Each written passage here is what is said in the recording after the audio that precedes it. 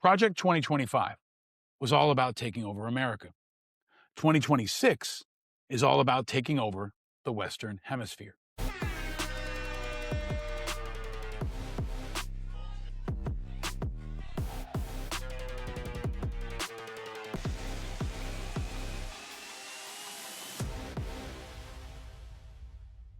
Welcome to Independent Americans. Welcome to episode 404. I'm your host, Paul Rieckhoff, and it is Monday, January 5th, Manosphere Monday, and I'm coming to you from New York City, USA, where the weather is gloomy and cold. 2026 is here, and it's the first week back at school for kids, but all eyes in this city and across America and across the world are just a few blocks from here, where Venezuelan leader Maduro and his wife appeared in court for an arraignment. And Maduro is being held not far from where I'm coming to you now, inside my congressional district. The same New York detention center that held Diddy, Ghislaine Maxwell, Sam Bankman-Fried, Luigi Mangione, and other high-profile inmates. And just a couple of hours ago, the Maduro convoy rolled past my neighborhood in Lower Manhattan and past the 9/11 memorial, which was all kind of surreal. That's how 2026 is going to be, and then some. And our guest today is going to kick off a big first week back in 2026. It is me. I'm going to give you myself and my thoughts on the latest out of Venezuela and beyond, and what I think is a perfect way to kick off the first Manosphere Monday of 2026. And there is a ton happening. We've got a lead with all things related to Venezuela.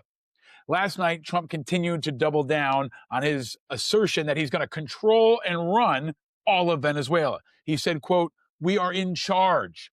So he's in charge. He's going to run it. He's going to take the oil, and he's doubling down on that and not apologizing, despite the fact that there's new polling from Reuters and Ipsos that says most Americans don't support this at all. Only 1 in 3 Americans support the U.S. military strike on Venezuela that toppled the president. 72% worry that the U.S. will become too involved in the country. This was a poll done just yesterday. An overwhelming majority of Americans don't support this, and Congress hasn't authorized it. And Trump doesn't care. He's all gas and no brakes, and nothing is slowing him down. If anything, he's picking up steam. And I'm going to go deeper on that coming up in our top topics. And I also went deeper on Saturday in a special quick response podcast that I did. If you didn't hear it, go back and check it out. It's only about 9 minutes. And I'm going to continue to bring you these quick response pods when I can.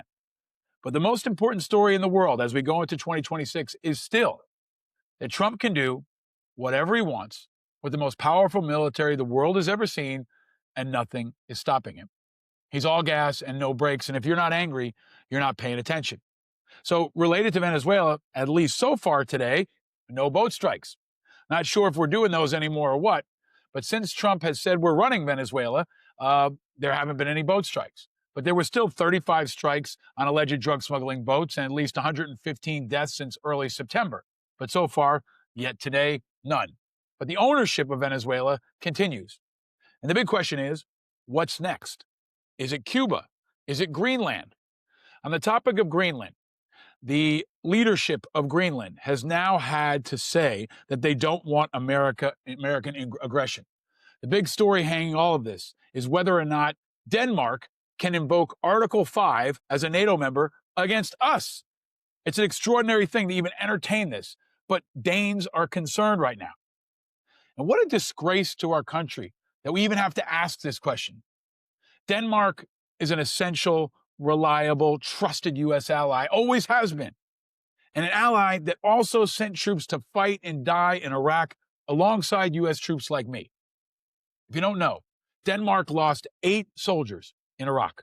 They lost 44 in Afghanistan. And yet again, like on so many issues, Trump, Vance, and Hegseth do not speak for most Americans, and definitely not most American veterans.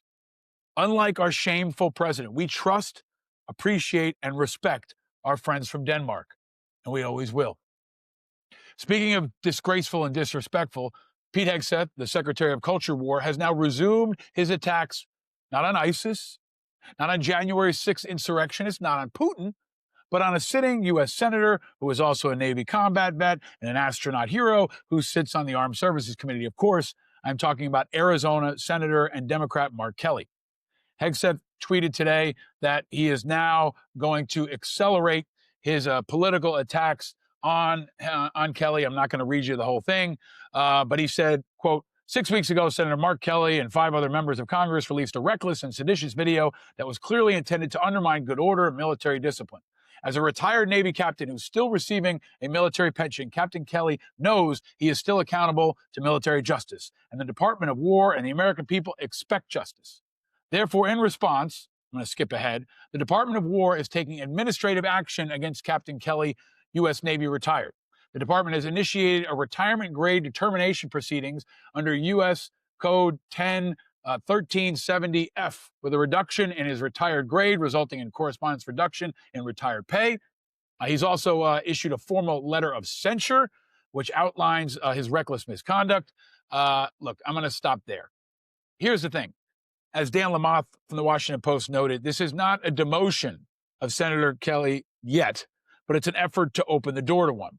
Dan Lamothe wrote, those who sit on a grade determination board are typically service members, at least one grade senior to the person under review. They're supposed to be impartial in nature.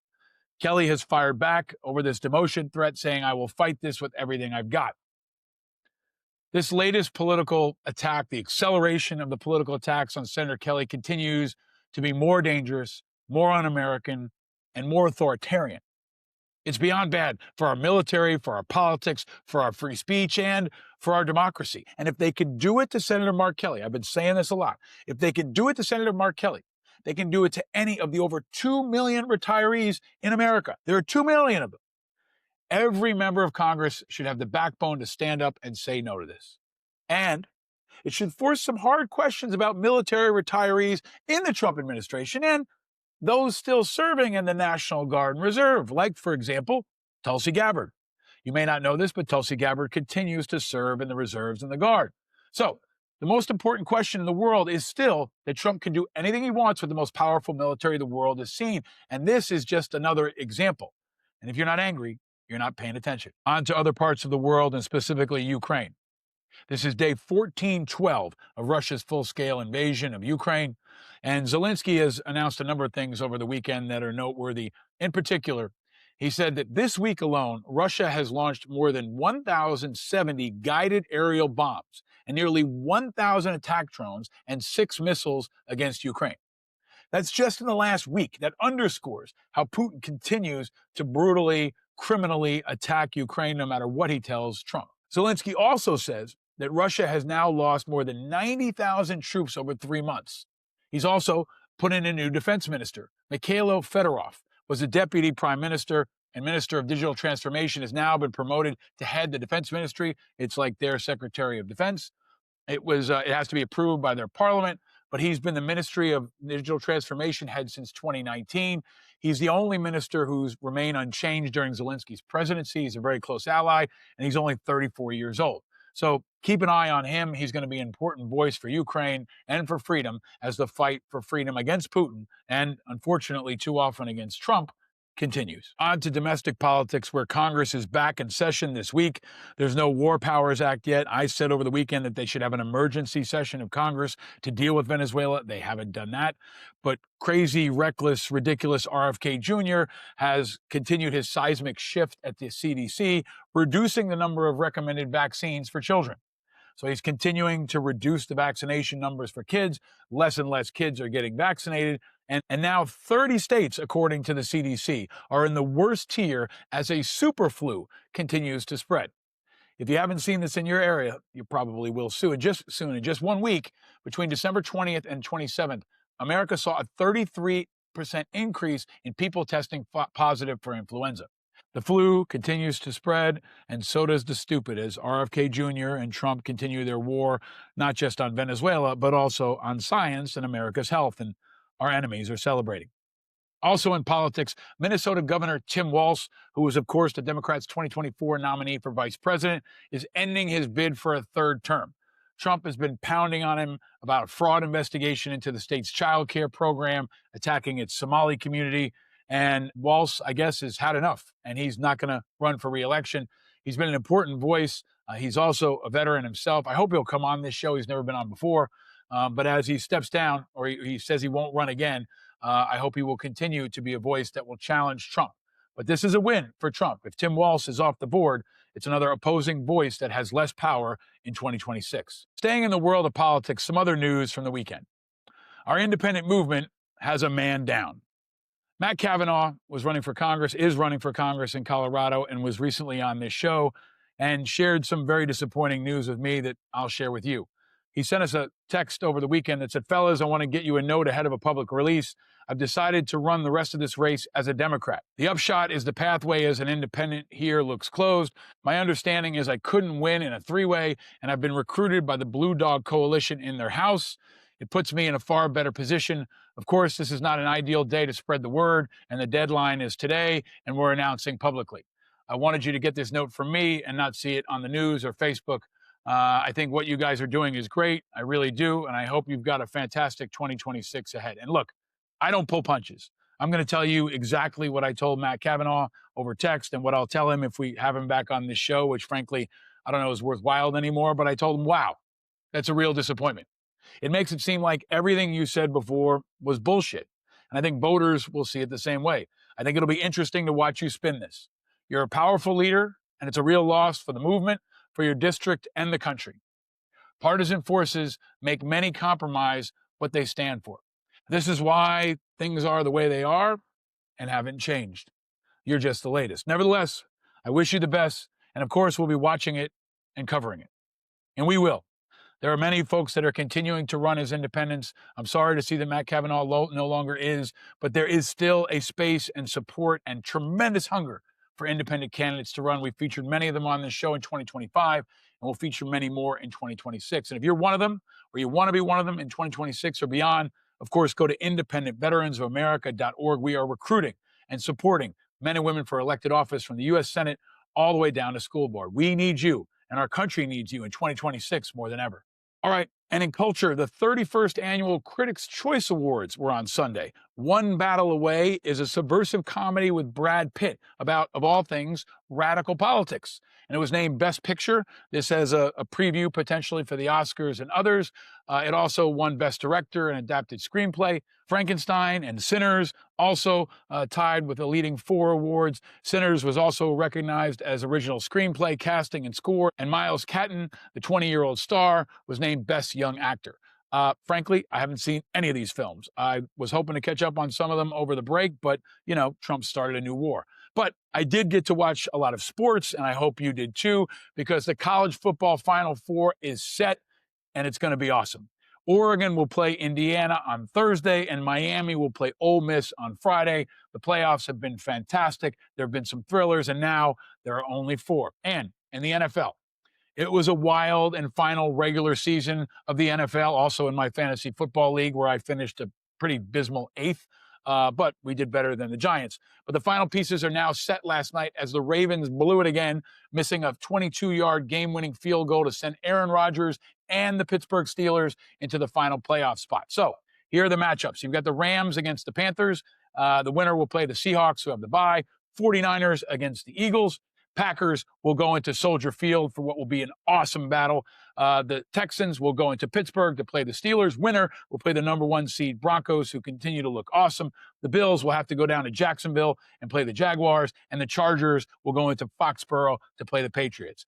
We're going to need sports in the next couple of weeks, especially, folks, because Trump might invade a couple more countries before the end of the month. And I think that football is important because it continues to be a common shared experience, a positive experience that brings people together and brings Americans especially together. We're going to need it because now is most definitely a time to stay vigilant.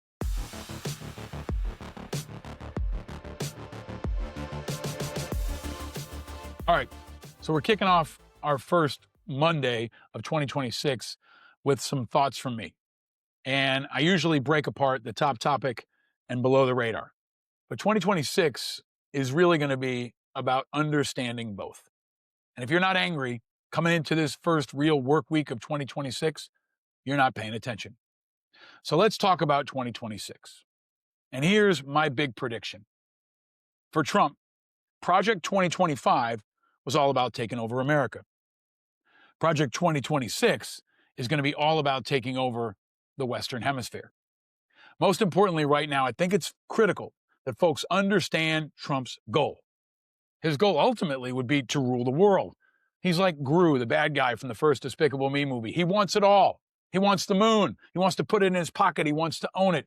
And of course, he wants to own the earth, but he's starting with America and the Western Hemisphere. He's made it clear that he wants the entire Western Hemisphere. And stunningly, he's on plan to achieving it. And he knows he's running out of time. So he's all gas and no brakes every day.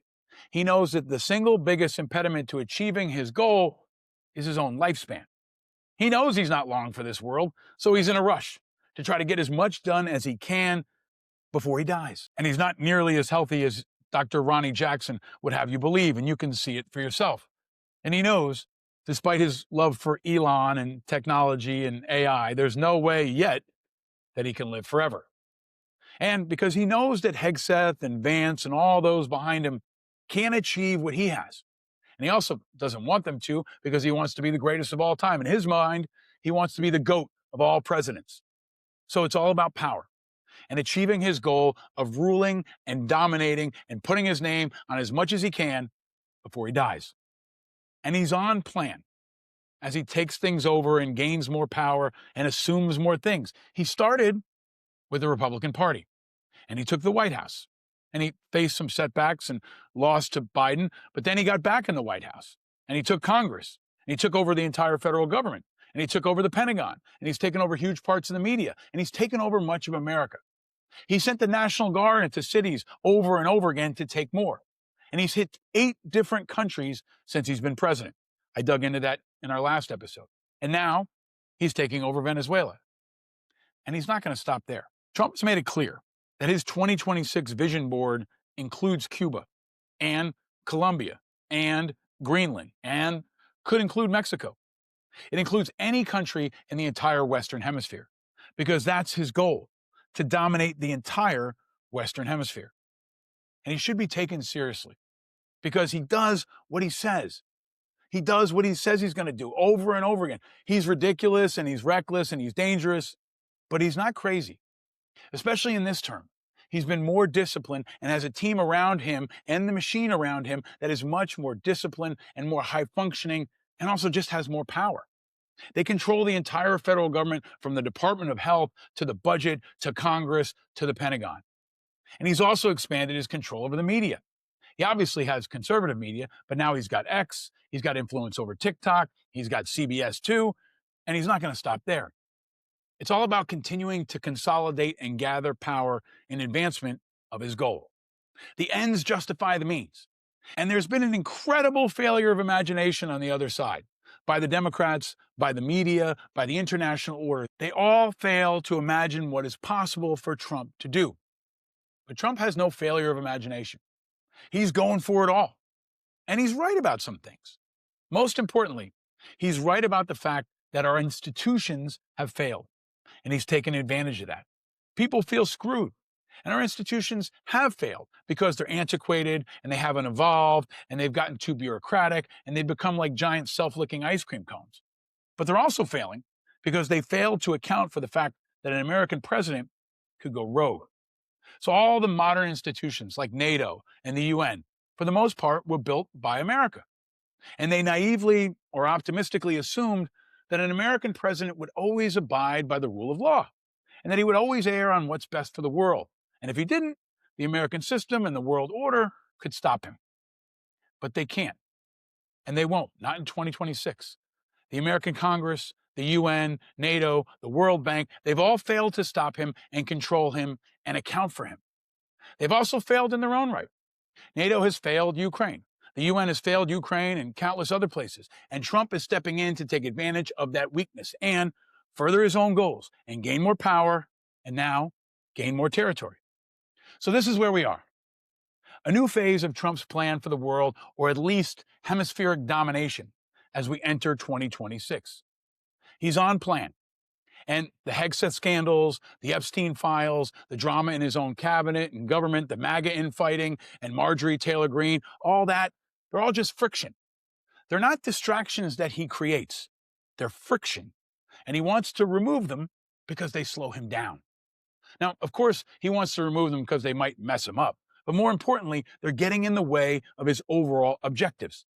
So when he dives forward on Venezuela, it's not to distract from Epstein. It's the whole thing. It's the oil, it's the land, it's the minerals, it's the power. It's the 2026 phase of the Trump plan. It's the control. And Epstein and everything else is just in the way of those goals.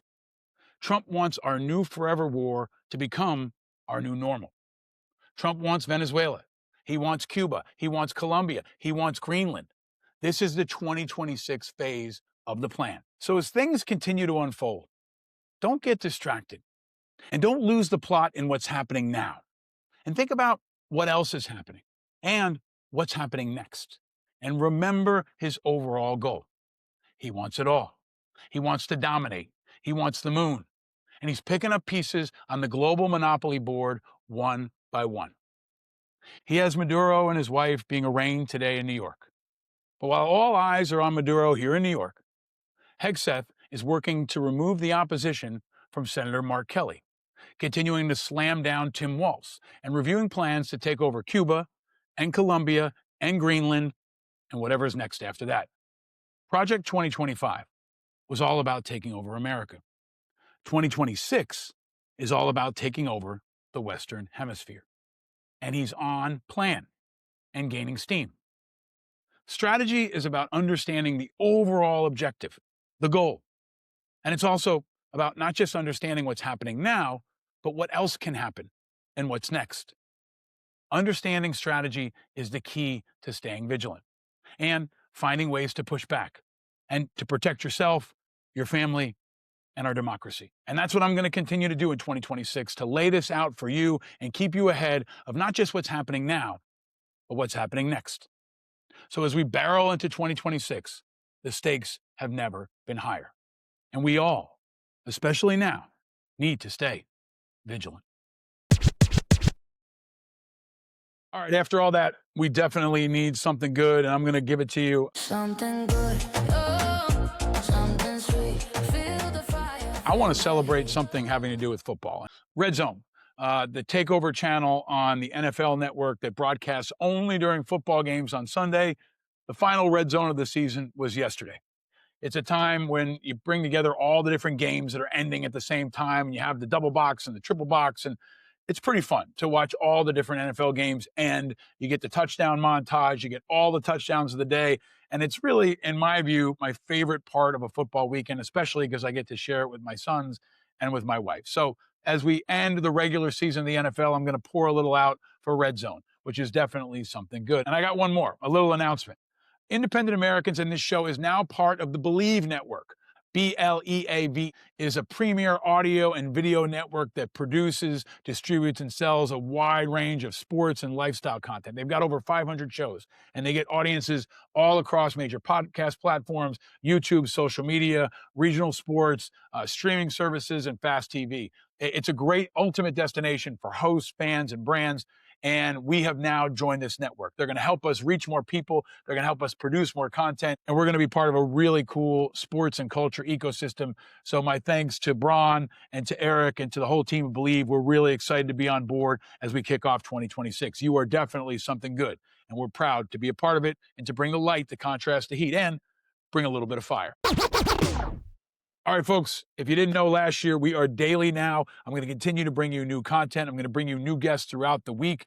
Coming up later in the week, we'll talk to Tim Mack, who is a fantastic American veteran and reporter who's inside Ukraine. He's joined us before. I'm going to talk to him later this week.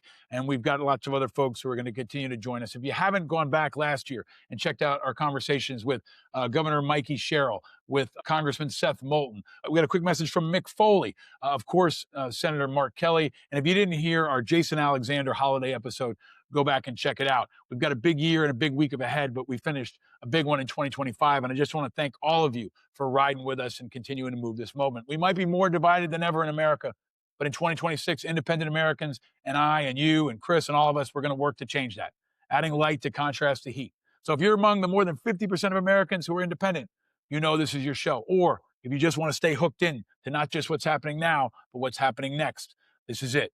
Country over party, people over politics, light over heat, challenging the status quo and driving a new independent movement and independent media forward at a time when we're all going to need it. Because hope is the oxygen of democracy. And if you enjoyed this episode, please share it far and wide, invite others to declare their independence, and stay vigilant, my friends, because eternal vigilance, especially right now, in these first couple weeks of 2026, is the price of freedom. I know you're not alone in your vigilance. We're all vigilant. We're all in this together. I'm your host, Paul Rieckhoff. Thank you for tuning in to Independent Americans. Happy Monday. Happy 2026. Stay vigilant, America.